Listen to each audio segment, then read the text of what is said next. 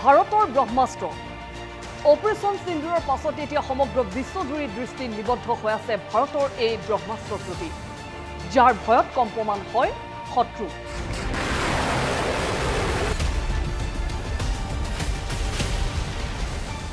আমি ক'ব খুজিছো ব্ৰহ্মছ মিছাইলৰ কথা যে ব্ৰহ্মছে স্থল জল আৰু আকাশ মাৰ্গেৰে শত্ৰুক আক্ৰমণৰ সঠিক লক্ষ্যত মুহূৰ্ততে আঘাত কৰিব পাৰে এই ব্ৰহ্মছ দীৰ্ঘ দূৰত্বৰ সুপাৰসনিক ক্ৰুজ মিছাইল বিশ্বৰ ভিতৰতে আটাইতকৈ দ্ৰুতবেগী আৰু ঘাতক ক্ষেপণাস্ত্ৰ ই শব্দৰ গতিৰ 3 গুণ অধিক বেগত গতি কৰে প্ৰতি ঘণ্টাত 3000 কিলোমিটাৰ গতিৰে 300 কিলোমিটাৰ দূৰত্বলৈ শত্ৰুক নিশেষ কৰিব পাৰে 15 কিলোমিটাৰ উচ্চতাত আৰু মাটিৰ পৰা 10 মিটাৰ উচ্চতালৈ শত্ৰুক আক্ৰমণ কৰিব পাৰে এই ক্ষেপণাস্ত্ৰই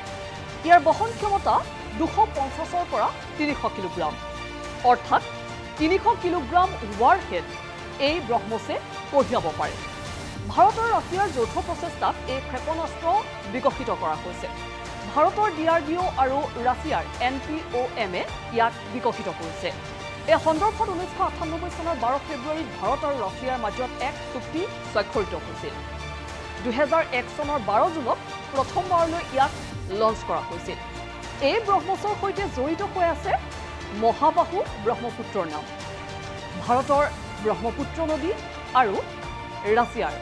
মস্কোৱা নদীৰ নামেৰে এই ব্ৰহ্মছৰ নামকৰণ কৰা হৈছে আনহাতে ব্ৰহ্মছ এ হৈছে ভাৰতীয় বায়ুসেনাৰ অস্ত্ৰ ভাণ্ডাৰৰ এক শক্তিশালী সংযোজন যিয়ে সুখয় 30 MKI যুদ্ধ বিমানত সংস্থাপনেৰে প্ৰায় 500 কিলোমিটাৰ দূৰত্বৰ শত্ৰুক মুহূৰ্ততে আঘাত কৰিব পাৰে ইতিমধ্যে দেশৰ প্ৰতিৰক্ষা মন্ত্ৰী ৰাজনাথ সিঙে উল্লেখ কৰিছে যে এই ব্ৰহ্মছ কেৱল এক ক্ষেপণাস্ত্ৰই নহয়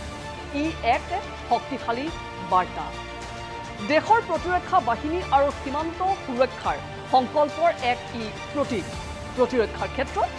ভাৰতৰ আত্মনিৰ্ভৰশীলতাৰ ই এক শক্তিশালী পদক্ষেপ